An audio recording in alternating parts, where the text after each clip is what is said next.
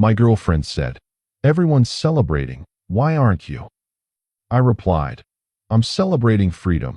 Then I left her at the party, changed my number, moved on, and I smiled when no one took her home. Hey Reddit, everyone's celebrating. Why aren't you? I looked at her standing there in her red dress, champagne glass raised, surrounded by people who'd just watched her humiliate me for the last time. The music thumped through the speakers. Confetti still fell from the ceiling. Someone had just proposed a toast to the happy couple. "I'm celebrating freedom," I said, setting my drink down on the nearest table. Then I walked out. I'm 31. We'd been together for 3 years. The party was at her parents' lake house, one of those sprawling properties with a dock, multiple guest rooms, and enough space that you could disappear if you wanted to. About 60 people were there. Her family, her friends, a handful of mine who'd made the drive. It was supposed to be our engagement party. The thing is, I hadn't proposed yet. Let me back up slightly. Not too far, just enough so you understand what happened in the hours before I walked out. The party started at 7. I'd arrived at 5 to help set up, because that's what you do when you're dating someone whose mother insists everything must be perfect. I strung lights. I arranged chairs. I hauled ice from the garage to the outdoor coolers while her father made small talk about property values and interest rates. Around 6:30, Melissa pulled me aside near the kitchen. "You seem nervous," she said, touching my arm. I wasn't nervous. I was confused.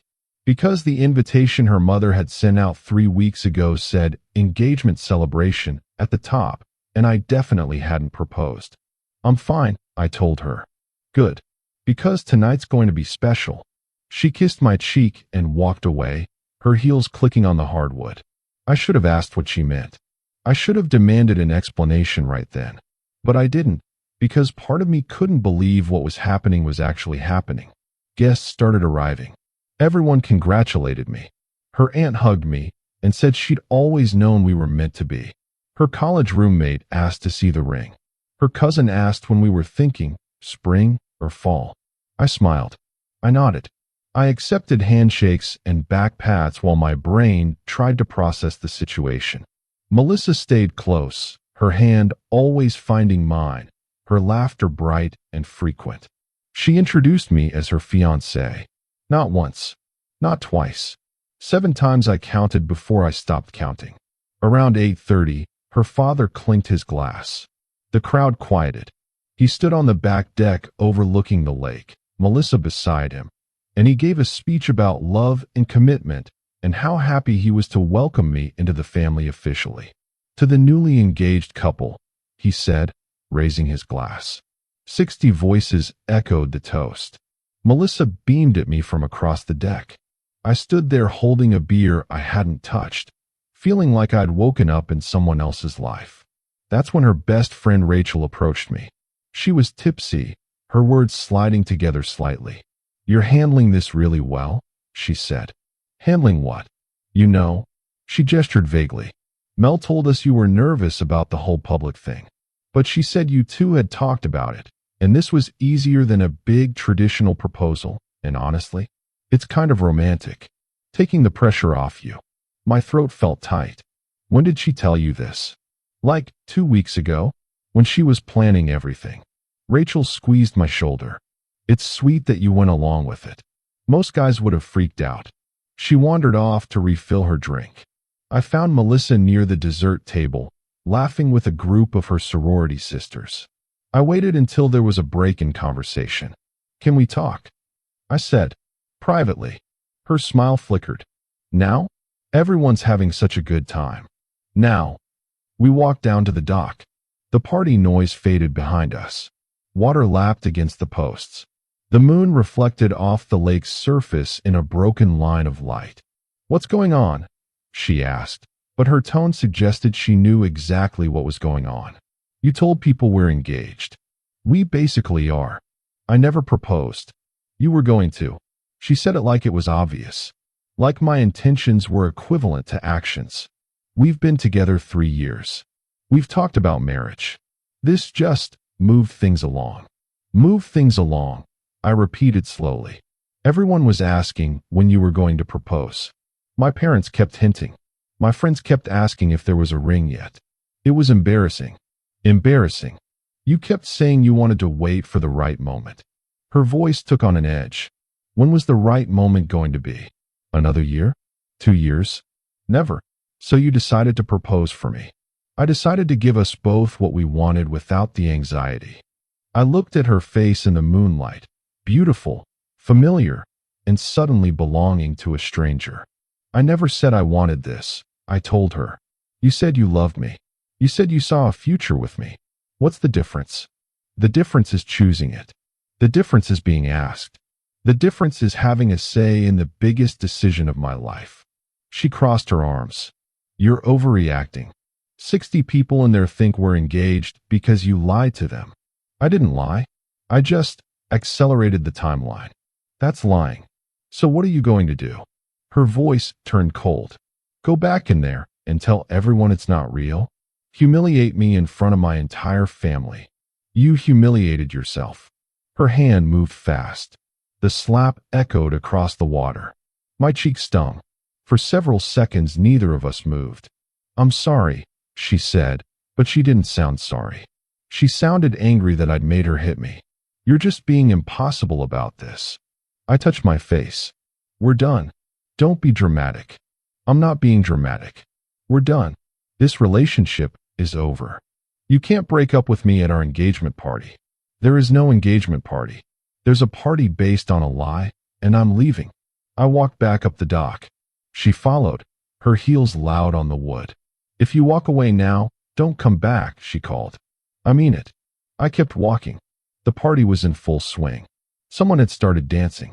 The caterers were bringing out another round of appetizers. I grabbed my jacket from the coat rack in the front hall. Her mother intercepted me near the door. Leaving so soon? She looked concerned. Is everything all right? You should ask your daughter, I said. I made it to my car before Melissa caught up. She was half running in her heels, slightly out of breath. Everyone's celebrating. Why aren't you? That's when I said it. When I told her I was celebrating freedom. I drove 3 hours home that night. My phone started ringing before I hit the highway. Melissa, her mother, Rachel, my own friends asking what happened. I let them all go to voicemail. The next morning, I listened to the messages. Melissa's first one was angry. You made me look like an idiot. Call me back so we can fix this. Her second one was sad. I just wanted us to be together. Why can't you understand that? Her third one was manipulative. Everyone's asking what happened. What am I supposed to tell them? That you abandoned me. Her mother's message was brief and pointed. I thought you were more mature than this. Melissa is devastated. Rachel's message surprised me. Hey, Somel just told us what actually happened. That's wow. Are you okay? I called Rachel back. She told everyone you proposed months ago and got cold feet tonight, Rachel said. But someone heard you two arguing on the dock, and the story's not matching up. What really happened? I told her everything. The whole truth. Rachel was quiet for a long moment. I believe you, she said finally. For what it's worth, some of us suspected something was off. She's been weird lately. Controlling. But we thought it was just wedding jitters before there was even a wedding. How is she now? Drunk. Crying. Her parents are trying to salvage the party, but most people have left. It's pretty awkward. Good, I said, and I meant it. Monday morning, I went to the phone store and got a new number. I texted it only to people who needed it, my parents, my siblings, my actual friends. Not Melissa, not her family, not anyone in her circle. I packed up the stuff she'd left at my apartment over the years. Clothes, toiletries, books, a jewelry box, random decorations she'd insisted on. I put it all in boxes and had it shipped to her parents' address with no return label. I blocked her on everything. Social media, email, every platform where she could reach me. Then I did something I hadn't done in 3 years. I made plans based only on what I wanted. I'd been putting off a job offer in another city because Melissa didn't want to move. I called them back. The position was still available. I accepted. I've been talking about getting a dog for years. She'd always said no because they're too much work. I went to a shelter and came home with a 2-year-old mutt named Chester who'd been overlooked for months because he wasn't a puppy. I started running again. I'd stopped because Melissa said I was gone too early in the mornings, and it cut into our time together. Now I ran every morning while the city woke up, Chester trotting beside me. 2 weeks after the party, my friend Brandon called. He'd been there that night, one of the few people from my side who'd made the drive. "You doing okay?" he asked. "Better than okay." "Good. Because I need to tell you something. Melissa's been calling people, trying to get your new number. She showed up at my place yesterday." "What did she want?" "To talk about you. She's telling this story where you had a panic attack about commitment and ran away, but she's willing to forgive you if you come back and apologize to her family." "That's creative." "Yeah. Well, I told her I didn't have your number and couldn't help her. She didn't take it well. Started crying, said everyone's abandoning her, asked why I was taking your side." "What did you say?" "I said I wasn't taking sides. I just didn't want to get involved. But between you and me, I'm absolutely taking your side. What she did was insane." I appreciated that more than I told him. 3 weeks after the party, Rachel reached out again. She'd kept my old number and sent a long message explaining that she'd been doing some thinking. "I'm sorry I didn't see what was happening earlier," she wrote. Looking back, there were signs. The way she talked about you like you were a project to be managed. How she'd get annoyed when you had opinions that differed from hers. I thought she was just particular, but it was more than that. She wanted to control everything, including you. "I'm glad you got out." I thanked her. She was one of the few people from that world who I actually missed. A month after the party, I was loading boxes into a moving truck when my neighbor approached me.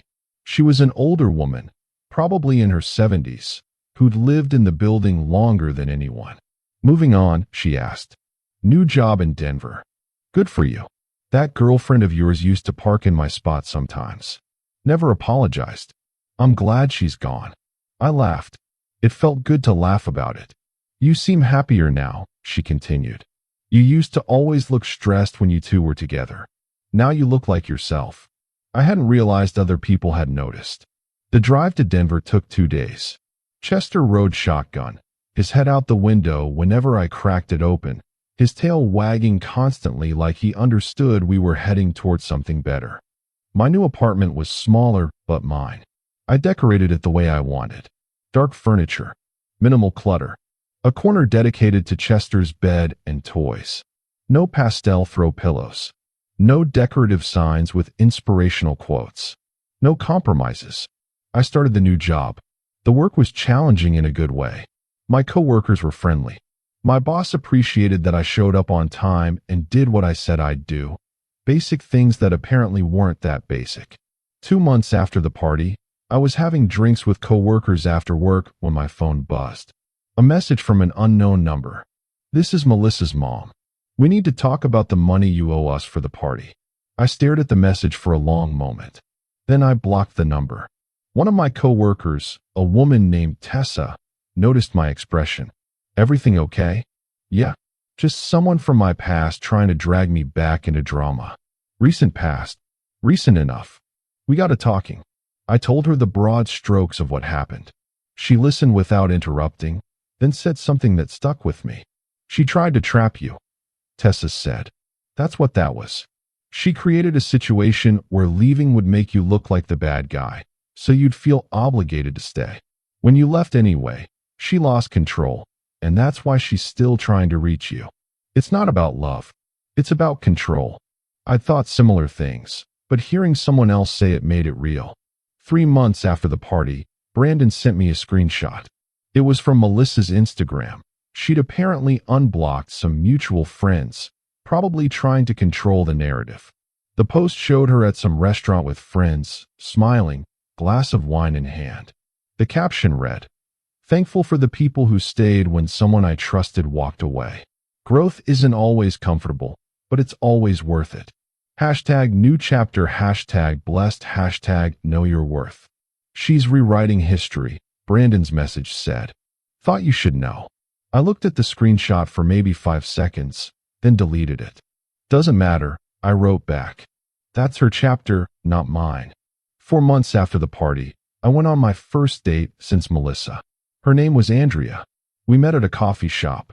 She was funny, easy to talk to, and when I told her I'd recently gotten out of a long relationship, she didn't push for details. Everyone's got a past, she said. The question is whether you're still living in it. I wasn't. The date went well enough that we planned a second one, then a third. By the fourth, I realized I was genuinely interested in getting to know her, not just filling the space Melissa left. 5 months after the party, my mother called. I ran into Melissa's mother at the grocery store, she said. She stopped me in the produce section. What did she want? To tell me you broke her daughter's heart and embarrassed their family. I told her that's interesting because you never proposed, so there was no engagement to break. She didn't like that. I bet she didn't. She said you owe them for the party costs. I told her to take it up with her daughter, who planned a party for an engagement that didn't exist. Then I walked away. I bought my vegetables at a different store. I loved my mother. 6 months after the party, I got promoted. The timing was faster than usual, but my boss said I'd earned it. My work was solid, my attitude was positive, and I was reliable. That night, I took Andrea to dinner to celebrate. Chester stayed home with a new bone that would keep him busy for hours. You seem different than when we first met, Andrea said over dessert. Different how? Lighter. Like you were carrying something heavy before, and now you're not. I admitted. But I put it down. She smiled. Good. It looks better on you this way. 7 months after the party, Rachel sent one final message. Melissa's dating someone new. Thought you should hear it from a friend instead of through the grapevine. He seems nice, but I don't think she's changed. She's already planning their future in that same intense way. Anyway, I hope you're doing well. You deserved better. I appreciated the heads up, but honestly, I didn't feel much about it. Not anger, not jealousy, not satisfaction. Just nothing. She was someone I used to know, making the same mistakes with someone else, and that wasn't my problem anymore. I did feel bad for the guy, though. Briefly. 8 months after the party, I was at a work event when someone asked how I was enjoying Denver. It's great, I said. Best decision I ever made. What brought you here? A job offer. And freedom. They laughed, thinking I was joking about leaving a corporate grind or something. I didn't correct them. 9 months after the party, Andrea and I had a conversation about where things were going. We were exclusive. We enjoyed each other's company. But neither of us was in a rush to escalate things, and we were both okay with that. I like that you don't pressure me, she said. My last boyfriend was always pushing for the next step. Moving in, meeting parents, talking about marriage when we'd been together 6 months. It was exhausting. I'm not interested in forcing anything, I told her. Things happen when they're ready to happen. That's a healthy approach. I learned it the hard way. 10 months after the party, my lease was up for renewal. I'd grown to love Denver, the mountains, the weather, the general vibe of the city. I signed for another year without hesitation. That same week, Chester and I were at the dog park when a woman approached me. She looked familiar, but I couldn't place her. I thought that was you, she said. I'm Katie. I was at the party. Melissa's cousin. My stomach tightened. Hey, I just wanted to say I'm sorry about what happened. When the truth came out, and it did eventually come out, I felt terrible that I'd congratulated you without knowing. It must have been awful. It was awkward, I admitted. For what it's worth, a lot of people in the family think she went too far. My mom, Melissa's aunt, she told Melissa she was out of line. They had a huge fight about it. I appreciate you telling me. Also, you look happy now. Happier than you did at the party, even before everything went down. So I guess it worked out. She called her dog and left. I stood there for a moment, processing. She was right. I was happier. Not because I'd escaped something terrible, though I had, but because I'd chosen myself. I'd walked away from a situation that wasn't right, even when it would have been easier to stay. Even when leaving made me look like the villain to people who didn't know the full story. 1 year after the party, I woke up in my apartment with Chester sprawled across half the bed, sunlight coming through the windows, and absolutely nothing weighing on me. No one pressuring me to be someone I wasn't. No one making plans for my life without asking me first. No one expecting me to smile and go along with decisions that weren't mine. I made coffee. I took Chester for a run. I came back and showered. I had breakfast while reading the news. Andrea texted asking if I wanted to check out a new hiking trail on Saturday. I said yes. It was a completely ordinary day, and it was perfect. Sometimes I think about that night, standing on the dock, the water dark below, Melissa telling me I was overreacting. I think about the moment I realized I had two choices: stay and pretend everything was fine, or leave and deal with the consequences. I think about walking out of that house, getting in my car, driving away while my phone exploded with calls and messages from people who thought they knew what was happening. I think about the days after, when I changed my number, packed up her stuff, accepted the job in Denver, adopted Chester, and rebuilt my life piece by piece. I think about all of it, and I smile. Not because her life fell apart. I genuinely don't know if it did, and I don't care enough to find out. I smile because mine didn't. I smile because I chose freedom over comfort, truth over convenience, myself over someone else's version of who I should be. And I smile because when I left her at that party, when no one took her home or fixed her problem or made everything okay for her, it taught her something I'd already learned. Actions have consequences, and sometimes the consequence is standing alone while the person you took for granted walks away and doesn't look back. I don't know if she learned that lesson. Like I said, I don't keep track of her life anymore. But I learned mine, that it's never too late to walk away from something that's wrong, even if you're the only one who can see it, even if everyone else thinks you're making a mistake, even if it means starting over. The life I have now, the job, the city, the dog, the girlfriend who respects my boundaries, the mornings when I wake up without anxiety, the decisions I make because they're mine to make. It's not perfect, but it's real, and it's mine. And that's worth more than any fake engagement party ever could be. When people ask me now about my past, about relationships, about lessons I've learned, I tell them this: never let someone else narrate your story. The moment you hand over that pen, the moment you let someone else decide what your life should look like, you've already lost something essential. It's been a year. I don't regret leaving. I don't regret the new number, the move, the clean break.